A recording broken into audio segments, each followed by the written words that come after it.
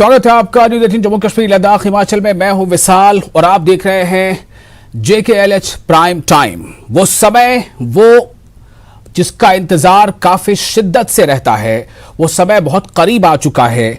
जी हां, 1 जुलाई से अमरनाथ यात्रा इस बार शुरू होने जा रही है और पूरे 62 दिनों तक चलने वाली ये यात्रा 31 अगस्त को इस यात्रा का समापन होगा।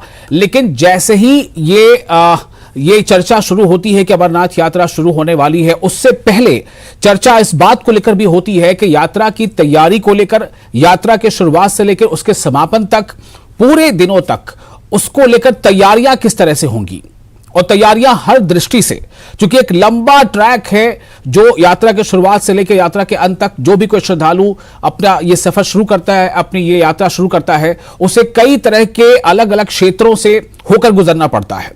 और इस क्षेत्रों में कहीं जंगल है, कहीं पहाड़ी है, कहीं बर्फ है, कहीं पर बहुत गहरी खाई है। तो इन तमाम हालात से गुजरते हुए, इन तमाम क्षेत्रों से गुजरते हुए लेकिन एक श्रद्धा है, और इसी श्रद्धा के साथ, उल्लास और हर्ष के साथ तमाम श्रद्धालु ये कामना करते हैं, ये उम्मीद करते हैं कि यात्रा जल्द से जल्द शुरू हो और उनकी यात्रा बहुत अच्छे से समापन भी उसका हो सके। और एक जो बड़ा फैक्टर है वो है सुरक्षा, खासतौर से आतंकी हरकतों से सुरक्षा, आतंकियों के मंसूबों को नाकाम बनाने की चिंता, उसको नाकाम बनाने की कोशिश, उसको नाकाम बनाने की हर वो उपाय जिससे उनके जो नापाक इरादे हैं उसे गहरा जो है चोट पहुंचाया जाए। तो आज भी इसको लेकर चिंतन मंथन हुई है और मंथन हुआ है। खासतौर से आज तो दिल्ली में केंद्रीय गृह मंत्रालय जो है वहां पर इसको लेकर बैठक हुई है, जिसमें हमारे LG मनोज सिन्हा साहब भी दिल्ली आए हुए थे, इस बैठक में शामिल थे। और ये जो बैठक हुई ये केंद्रीय गृह मंत्री अमित शाह की अध्यक्षता में हुई और कई बिंदुओं पर इसको लेकर चर्चा हुई, क्योंकि ये अब तक का एक सबसे कह सकते हैं कि लंबी अवधि वाला यात्रा होगी जो 62 दिनों तक चलेगी। तो इसमें जो हर तरह के जो इस पे पहलू हैं, सुरक्षा और जो प्राकृतिक वहां पर जो संरचनाएं हैं, उसमें किस तरह से कई बार बाढ़ का खतरा बना रहता है, कई बार जो है बहुत ही विपरीत स्थितियां बन जाती हैं मौसम को लेकर के। तो इन तमाम चीजों को लेकर तैयारियां कैसी हैं, निरीक्षण उसकी लगातार कैसे होगी, अगर कुछ समस्या इस तरह की आती है तो उस पर किस तरह का जो है वो प्लान ऑफ एक्शन होगा, ये सब कुछ आज चर्चा में आज शामिल हुआ कि इस पे भी हम विस्तार से आज खासतौर से चर्चा करेंगे। तो आप बने रहें अगले आधे घंटे तक हमारे साथ। JKLH प्राइम टाइम आप देख रहे हैं।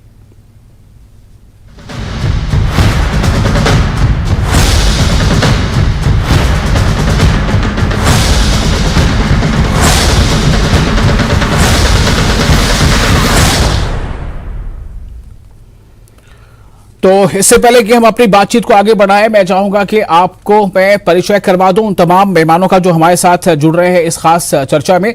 हमारे साथ शंकर आनंद जुड़ रहे हैं, हमारे सीनियर प्रिंसिपल कॉरेस्पॉन्डेंट हैं, दिल्ली से हमारे साथ जुड़ रहे हैं, जो हमें आज तफसील बताएंगे आज इस बैठक को लेकर। हमारे साथ होंगे लेफ्टिनेंट जनरल राकेश शर्मा जो सिक्योरिटी एक्सपर्ट हैं, और अजय भारती एक्स MLC हैं, BJP के प्रवक्ता हैं, और इरफान हफीज हमारे साथ होंगे जो लीगल एक्सपर्ट है, इरफान हफीज लोन। आप तमाम लोगों का बहुत बहुत स्वागत है इस खास चर्चा में अपना वक्त देने के लिए। सबसे पहले शंकर, मैं आपके पास आना चाहता हूं। लगातार अमरनाथ यात्रा को लेकर, तैयारियों को लेकर बैठकें वहां होती रही हैं जम्मू कश्मीर में भी, लेकिन दिल्ली में जो आज बैठक थी वो क्यों अलग थी और इस बैठक में क्या कुछ चर्चा हुई होगी?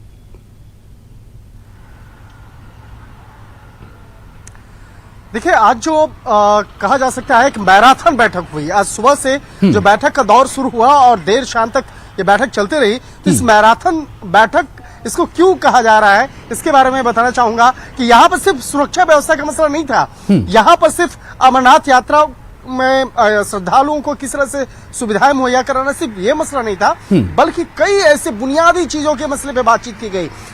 अगर वहां पर श्रद्धालु आते हैं, चाहे वो सड़क मार्ग हो या रेल मार्ग हो या वायु मार्ग से आते हैं, तो किस तरह से उन्हें बुनियादी सुविधाएं मिलनी चाहिए। इसके साथ ही अगर वहां कोई अकस्मात अगर ऐसी कोई घटना हो जाती है, दुर्घटना हो जाती है, तो किस तरह से वहां पर अचानक वहां से तमाम लोगों को निकालना है, इस मामले पर भी चर्चा हुई। और वायुयान की जो सेवा है उस मसले पर भी बाकायदा चर्चा की गई। इसके साथ ही जो श्रद्धालु आएंगे तो श्रद्धालुओं के लिए किस तरह से खान पान की व्यवस्था होगी, किस तरह से पानी जैसे बुनियादी जो चीजें हैं वो उसकी व्यवस्था है, वहां पर रहने की क्या व्यवस्था है, इन मसलों पर चर्चा हुई। इसके साथ साथ वहां पर किस तरह से वहां पर तमाम व्यवस्थाएं की जा रही हैं और कौन कौन से व्यवस्थापक हैं, किस तरह से वहां पर कितने लोगों की आवश्यकता होगी, कितने अर्धसैनिक बलों की आवश्यकता पड़ेगी, क्या वहां पर आर्मी के जवानों की भी आवश्यकता पड़ सकती है या नहीं पड़ सकती है, उन तमाम मसलों पर भी चर्चा की गई। इसके साथ ही वहां की सुरक्षा व्यवस्था की बात करें, अगर जम्मू कश्मीर की सुरक्षा व्यवस्था की अगर बात करें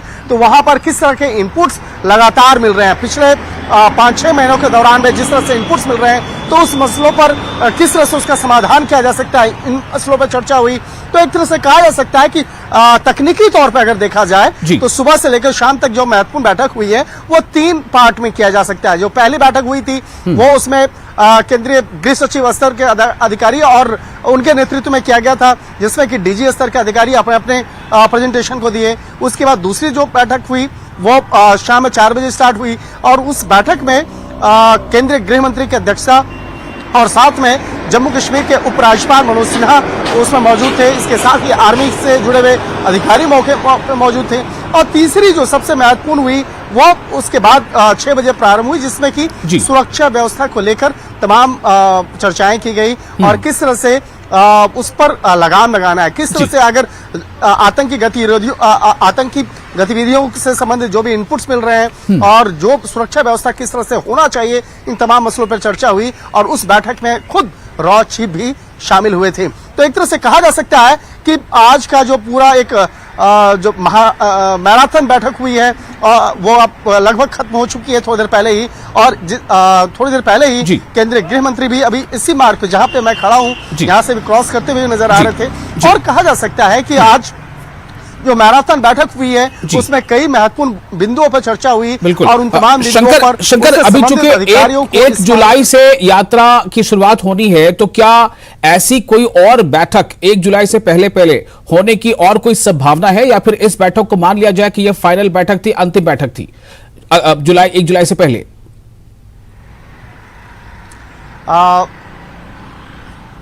बेहद महत्वपूर्ण सवाल आपने पूछा है और इसी मसले पे मैं जवाब भी देने जा रहा था कि ये जो बैठक हुई है आज तो एक कहा जा सकता है महत्वपूर्ण रही है, लेकिन एक महत्वपूर्ण और बैठक होना बाकी है। वो बैठक ठीक 1 जुलाई के पहले होगी। ठीक है, हालांकि तारीख का शंकर बहुत शुक्रिया आपका, आप हमारे साथ बने रहे। मैं फिर आपके पास आता हूँ, बाकी मेहमानों से भी इस पर रिएक्शन लेना चाहेंगे। हमारे साथ लेफ्टिनेंट जनरल राकेश शर्मा जी है। Lieutenant general Rakesh Sharma security expert है, जाहिर सी बात है। शर्मा जी, मेरा आपसे सवाल सीधा ये होगा कि एक ऐसा आयोजन जिसे हर साल होना है, एक ऐसा आयोजन जिसमें श्रद्धा जो है वो समर्पित है, एक ऐसा आयोजन जिसमें गंगा जमनी तहजीब की कहीं ना कहीं एक झलक दिखती है, फिर भी ऐसे किसी आयोजन को करने से पहले यूटी में, दिल्ली में एक बार नहीं कई बार, बार बार बैठक आखिर क्यों करनी पड़ती है? देखिए, सबसे पहले तो मैं ये कहूंगा, अमरनाथ यात्रा भारत की धार्मिक यात्राओं में से सबसे प्रमुख है, जिसमें पूरे भारतवर्ष के श्रद्धालु आते हैं जी।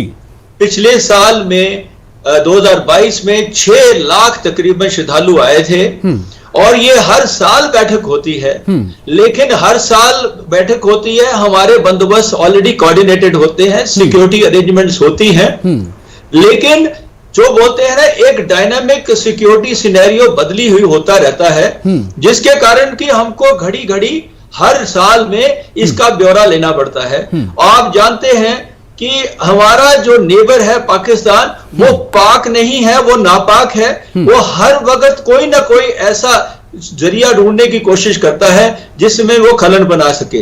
तो ये हमारी एक धार्मिक यात्रा है, एक श्रद्धालु लोगों की यात्रा है जी। अगर इसमें खलन पड़ जाए, पूरे भारतवर्ष में आग लग जाए कि ऐसा कैसे हो गया, तो इसके लिए हमें फूंक के, यानी कि वो करके हमें हर बार कोऑर्डिनेट करना पड़ता है।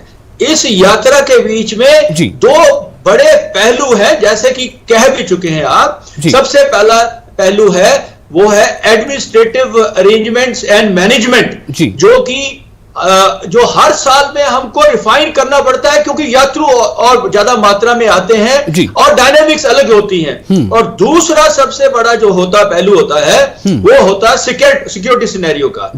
अभी आप देखिए कि पिछले साल में भी हमारे वहां थ्रेट एक था और उसके बेस के हमने ऊपर सारी अरेंजमेंट्स की थी।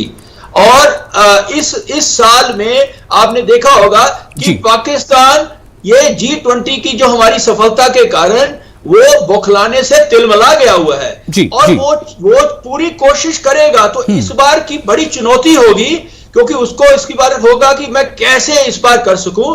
तो और दूसरा बड़ा जो चीज होगी, मैं शॉर्ट करके कहता हूं कि इस बार डायनेमिक्स जम्मू रीजन में ज्यादा होंगे शायद, क्योंकि आपने देखा होगा पिछले एक साल में जम्मू के बीच में पाकिस्तान ने जो एक टैक्टिक्स जम्मू रीजन में बदली की है, तो यहां पर सुरक्षा, यहां पर मैनेजमेंट, यहां पर जैसे आप भगवती नगर का ही एक आप देख लीजिए, सबसे बड़ा शिविर है अमरनाथ यात्रियों का, वो तवी से पाकिस्तान के नजदीक पहुंचता है। और हमारे लिए जो ये ड्रोन्स हैं, अगर वो हथियार गिरा सकते हैं, वो एयरफोर्स स्टेशन में आके वहां कर सकते हैं, तो हमें हर चीज को देखना होगा। ड्रोन की सुरक्षा रखनी होगी, ग्राउंड सुरक्षा रखनी होगी, multi tier, multi dynamic, multi dimensional, ये सब सिक्योरिटी रखनी होगी। तो ये मोटा मोटा बोला है, अगर आप पूछेंगे तो मैं बाद में आपको इसकी हर एक के छोटे छोटे पहलू भी बता सकता हूं। जी, बहुत शुक्रिया, आपने बहुत ही विस्तार से तमाम चीजें बताई हैं। और जैसा कि शंकर ने भी बताया कि ये चीजें लगातार चल रही हैं, तैयारियां चल रही हैं, बैठकों का दौर जारी है और हो सकता है कि बैठकें और भी हो। बस मुझे लगता है कि थोड़ा सा इसमें जो फिगर्स हैं उसमें करेक्शन यहाँ पे या फिर चाहिए, जरूरी है। पिछली बार जो यात्रियों की संख्या थी वो 3 लाख से कुछ ज्यादा थी और इस बार ऐसा एस्टिमेशन है कि 5 लाख के आसपास श्रद्धालु जो वो पहुंचेंगे। बहरहाल मैं आगे आता हूं और हमारे साथ मौजूद हैं Ajay Bharati, ex MLC BJP प्रवक्ता है। भारती जी, मेरा सवाल आपसे सीधा यही है कि जो मैंने सवाल किया कि इस इतनी बैठकों की, इतनी मतलब सुरक्षा की दृष्टि से या जो वहां होने वाली जो व्यवस्थाएं हैं और जो अचानक कोई ऐसी प्राकृतिक जो कुछ जो हालात बदल जाते हैं, बारिश हो चाहे वो बाढ़ हो, कुछ ऐसी चीजें हो जाती, तो इसको लेकर बात समझ आती है। लेकिन सुरक्षा की दृष्टि से अगर कई बार बैठकें होती, इसका मतलब क्या है? वैसल साहब, इसका सीधा सा ये मतलब है, जैसे बताया जी, हमारे राकेश शर्मा जी ने भी बताया या पहले आपने भी बताया, अमरनाथ यात्रा की सिग्निफिकेंस बहुत ज्यादा बढ़ गई है जी। और पिछला इतिहास जो खासकर 1990 के बाद हमने देखा, लगभग 30-35 बार इस पर पाकिस्तान और उनके स्टूजर्स ने हमले किए हैं। बहुत से अमरनाथ यात्रियों के जाने भी गई हुई है। इसलिए इसके बारे में, क्योंकि ये एक इस तरीके से ये असर्शन बनाया गया था कि भाई हम होने नहीं देंगे, एक चैलेंज प्रस्तुत था, लेकिन एडमिनिस्ट्रेशन की तरफ सरकारें चाहे जो भी रही हों, उन्होंने इसको चैलेंज को कबूल करते हुए एंश्योर करने का हर प्रयत्न किया है कि अमरनाथ यात्रा स्मूथली हो। इसका कारण है क्योंकि ये, जैसे आपने कहा कि इसमें सिविलाइजेशनल एस्पेक्ट भी है, ये पूरे जम्मू कश्मीर के लोगों का और भारत के लोगों का एक सामूहिक एक्सप्रेशन है कि हम मिलजुल कर कोई भी धार्मिक और उन चीजों को कैसे पूरा कर देते हैं। और इन कठिनाइयों में, वहां सिर्फ कठिनाइयां जैसे आपने भी कहा मौसम की ही नहीं है, वो जो रास्ता है वो इतना दुर्गम है, उसमें भी बड़ी कठिनाइयां आती हैं। तो इन सारे के बावजूद में सब ने मिलकर इसको सफल करने का जो प्रयास किया है, और यह कई हजारों वर्षों से चल रही है। ये इसमें राजतरंगिणी से लेकर और नीलबद्ध पुराण में इसका एक ऐसे जिक्र है, तो ये चलता रहा है। तो ये हमारी आस्था के साथ हमारी जो सॉवरेंटी का उसके साथ भी एक प्रतीक बना हुआ है। इसलिए सरकार कोई भी हो, उनके लिए ये चैलेंज रहता है कि जो भी, जैसे हमारे राकेश शर्मा जी ने कहा कि जो नापाक पड़ोसी हमारा है और जिसकी इस वक्त फ्रस्ट्रेशन कई कारणों से बढ़ी हुई है। एक तो यहां पर G20 का तो हुआ है, उनके घर में भी जो प्रॉब्लम्स है उससे ध्यान हटाने के लिए भी उनको जम्मू कश्मीर को उबाल पर रखना बहुत जरूरत है। ये उनकी मजबूरी है। वो उनके चाहे नए आर्मी चीफ हो, चाहे वो ISI के नए चीफ हो, उन्होंने कई बार इसका एक्सप्रेशन किया और पाकिस्तान के पेपर्स को भी जब आप पढ़ते हैं तो वहां इस पर चर्चा होती है। अगर उनको जो वहां पर जो रेडिकलाइज्ड यूथ जो अभी वहां पर परेशान होकर जो ये टेररिस्ट ऑर्गेनाइजेशंस के साथ जुड़ा हुआ है, उसको कहीं यूटिलाइज करना है, तो उनके लिए कश्मीर, उनको लगता है कि ये सॉफ्ट जगह है जहां हम इनका इस्तेमाल कर सकते हैं। तो वो जो थ्रेट है, हाँ। उस थ्रेट को काउंटर करने के लिए जो भारत सरकार है, जम्मू कश्मीर की यूटी की एडमिनिस्ट्रेशन है, उनको उसको चेक करने लिए, उनको एंटिसिपेट करते हुए उसमें हम कैसे एंश्योर कर दें, और हमें विश्वास है अपनी सरकार पर, अपने सुरक्षा बलों पर कि वो इस कार्य को पूरी तरह से अंजाम देंगे। बिल्कुल। अब मैं आता हूं, हमारे साथ इरफान हफीज लोन है, लीगल एक्सपर्ट है वैसे तो, लेकिन समाज की जो अलग अलग जो धारणाएं हैं या समाज में होने वाले आयोजन है या जो सामाजिक समरसता है जिसको कहते हैं, उस पर काफी गहरी नजर रखते हैं। इरफान हफीज साहब, मेरा सवाल यहां पर यह है कि एक बहुत ही आस्था की जगह, एक बहुत ही आस्था वाली ये यात्रा, जाहिर है हमारा मुल्क एक धर्मनिरपेक्ष मुल्क है, ऐसे में एक धर्म है और अलग अलग धर्म हैं, सबके अपनी अपनी मान्यताएं हैं, तो एक काफी पवित्र इसे माना जाता है। लेकिन इस पवित्रता वाली जगह पे, इस पवित्रता वाले माहौल में भी अगर डर इस बात का हो कि सुरक्षा के दृष्टिकोण से ये कैसा रहेगा, बाकी जो कारण है वो तो सामने अभी है, चाहे वो ज्योग्राफिकल कंडीशन हो, मौसमी वजूहात हो, और दूसरा ये कि जितना सब लोग कह रहे हैं कि जो लोग वहां, जो भी यात्री आते हैं वहां पर उनको वेलकम करने, उनको फैसिलिटेट करने, उन्हें अगर ऊंची जगहों पर चढ़ना है तो उन्हें यहां तक कि कंधों पर चढ़ा के ले जाया जाता है। ठीक है कि उसके लिए वो कुछ कहीं सेवा है, कहीं उसके बदले कुछ उजरत भी है, लेकिन इस पर अगर ये सवाल उठे कि जी सुरक्षा सुरक्षा सुरक्षा सुरक्षा, कैसा लगता है?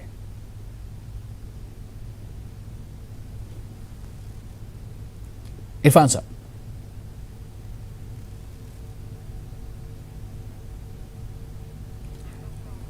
इरफान जी को मेरी आवाज मिल रही है? इरफान जी को लगता है हमारी आवाज नहीं मिल पा रही है, कि हम उनके कोशिश करेंगे उनके पास फिर से जाने की।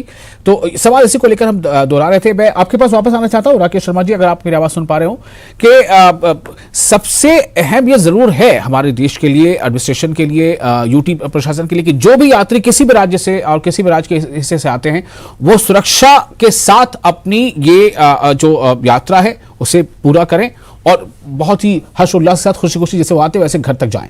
इस पे सबसे बड़ा जो आप कह सकते हैं कि पॉइंट नंबर 1 जो थ्रेट हो सकता है वो क्या है?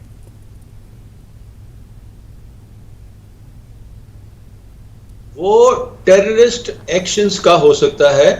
वो कहीं भी जम्मू से लेकर और अमरनाथ तक कहीं भी कर सकते हैं। इसके लिए सिक्योरिटी फोर्सेस, जैसे पिछले साल 60 से 70 हजार तक की सिक्योरिटी फोर्सेस कश्मीर वैली में लगाई गई हुई थी जी। और तो सबसे पहला जो टेररिस्ट थ्रेट हो सकता है, जो कि किसी की जगह में जो हमारे एडमिनिस्ट्रेटिव एरियाज हैं, जहां पर हमारे कैंप्स हैं, या जब एक ट्रांजिट करेंगे कैंप से लेकर दूसरी जगह में जब जाएंगे, जैसे जम्मू से कहीं आगे जाते हैं, तो वहां पर उनको इंटरसेप्ट करने का या कुछ करने का। और बाकी जैसे अमरनाथ में पहले भी हो चुका है, भारती जी ने भी इसका जिक्र किया कि काफी बार टेररिस्ट का इस प्रकार से हो चुका है। सबसे पहली चीज वो हमारे ऊपर सिक्योरिटी में ये चीज होती है। दूसरी चीज, तो आपको लगता है कि पॉइंट नंबर 1 जो है वो सिक्योरिटी ही है, वो एक तरह से कहीं ना कहीं आतंकियों के जरिए जो कुछ थ्रेट रहते हैं या जो उस पर एक उनके जो नापाक मंसूबे रहते हैं वो है। इरफान, आप मेरी आवाज सुन पा रहे हैं इरफान हफीज जी?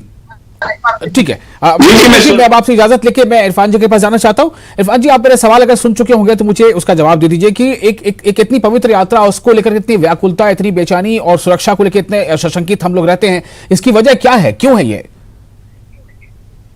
देखिए, मैं आपसे ये कहना चाहूंगा कि जहां तक कश्मीर लोगों की बात है, आपने देखा होगा 2008, 10, 16 जब यहाँ हालात जो थे, प्रदर्शन हो रहे थे, जिन्हें हम जैसे हम अनरेस्ट कह रहे हैं जी, और बहुत ही भयानक हालात थे यहाँ पर। लेकिन उस दौरान भी अगर आपने देखा होगा, जम्मू कश्मीर के जो खुसूसन कश्मीरी लोग जो है, अगर कोई सुविधा की बात हो, हमारे यात्री किसी भी दिक्कत में होते थे, तो उन्होंने हमेशा helping hand from core of heart उनको एक्सटेंड किया है, और आगे भी ऐसा होता रहेगा। ये हमारी पहचान का मामला है।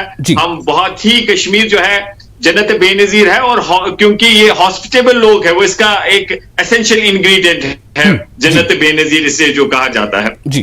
तो मैं यही कहना चाहूंगा कि कश्मीरी लोग, जहां तक आवाम है, वो हमेशा उन्होंने हर मुमकिन कोशिश की है कि ये यात्रा सफल रहे, उनको हर सुविधा मिले, और उनके किसी भी जो संकट हो उसे उनको हाथ बटाया जाए, उसे बाहर निकाला जाए। जहां तक सुरक्षा की बात आप कर रहे हैं, जी। या आप खुद इस बात को जानते हैं, उस बात की तस्दीक आप करते हैं कि कश्मीर जो है एक नॉर्मल जगह नहीं है, ये अनलॉफुल एक्टिविटीज है, डिस्टर्ब्ड एरिया एक्ट है, यहां पर पीएसए है, यहां पर armoured forces special power act है, और जनाब आप जानते हैं यहां पर लाखों में हमारे फौजी भाई यहां पर तैनात है, लेकिन उसके बावजूद आप देखते हैं किस तरीके से यहां पर निर्दोष लोग मारे जाते हैं। कुछ दिन पहले आपने देखा उधमपुर से एक भाई हमारा मारा गया। तो ये एक कॉन्फ्लिक्ट एरिया है, तभी हम हमेशा कहते हैं कि इसे राजनीतिक तौर हल करिए, ताकि ये खून बहना जो है हमेशा के लिए रुक जाएगा।